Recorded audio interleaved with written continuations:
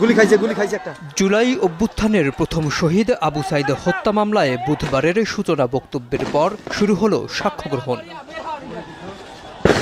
বৃহস্পতিবার আন্তর্জাতিক অপরাধ ট্রাইব্যুনাল ২-এ সাক্ষ্য দিতে হাজির হন আবু সাইদের বাবা মকবুল হোসেন। ছেলের স্মৃতিচারণ করে বারবার কান্নায় ভেঙে পড়েন তিনি। বিবরণ দেন আবু সাইদের নিহত হওয়ার দিনের ঘটনার।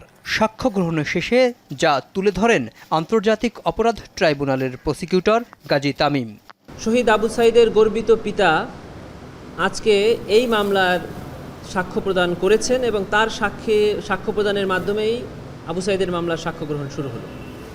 তিনি ট্রাইব্যুনালে আবু সাইদের জীবন তুলে ধরেছেন। সে মেধাবী ছাত্র ছিল, পঞ্চম এবং অষ্টম শ্রেণীতে ট্যালেন্ট পুলে বৃত্তি পেয়েছে, গোল্ডেন এ+ পেয়েছে এসএসসিতে। কীভাবে তার লেখাপড়া নিজে চেষ্টায় টিউশনি করে করে চালিয়েছেন, বাবা তার শিক্ষার খরচ যোগাতে পারেনি, সেই বর্ণনা দিয়েছে। 16 জুলাই 2024 সালে কিভাবে আবু সাইদকে নির্মমভাবে গুলি করে হত্যা করা হয়েছে সেই বর্ণনা তিনি ট্রাইব্যুনালে দিয়েছেন। এই বর্ণনা দিতে গিয়ে তিনি ট্রাইব্যুনালে বারবার আবেগ আপ্লুত হয়ে পড়েছেন। আন্তর্জাতিক অপরাধ ট্রাইব্যুনালের আরেক প্রসিকিউটর মিজানুল ইসলাম জানান, আবু সাইদের বাবা আদালতকে জানিয়েছেন সেদিন হাসপাতালে ছুটে গেলেও ছেলের লাশ দেখতে দেননি পুলিশ। তার ইচ্ছা জীবদ্দশায় যেন ছেলের হত্যার বিচার দেখে যান। তার 2 ছেলে এবং জামাইকে লাশ আনতে পাঠিয়েছিলেন। লাশ 3টার পরে নিয়ে আসা হয়েছে। প্রথমে লাশ দিতে চায়নি, পরবর্তীতে লাশ আসার পরে প্রশাসন অর্থাৎ পুলিশ এবং ইউনো সহ অন্যান্যরা তাকে রাত্রেই দাফন করার জন্য চাপ সৃষ্টি করেছিল, এটা জানিয়েছেন উনি। আপনারা দেখেছেন 85 বছর বয়স্ক একজন বৃদ্ধ মানুষ।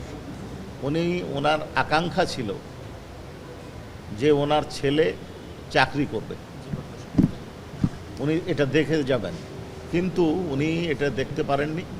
এখন ওনার আকাঙ্ক্ষা হচ্ছে যে উনি ওনার ছেলের হত্যাকাণ্ডের বিচার দেখে যেতে চান।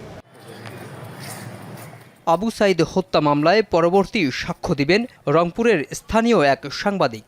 এদিকে গুমের মামলায় সাবেক র্যাব কর্মকর্তা আলেপ উদ্দিন ও মহিউদ্দিন ফারুকীর বিরুদ্ধে 30 নভেম্বর তদন্ত প্রতিবেদনের দাখিলের নির্দেশ দিয়েছেন আন্তর্জাতিক অপরাধ ট্রাইব্যুনাল 1।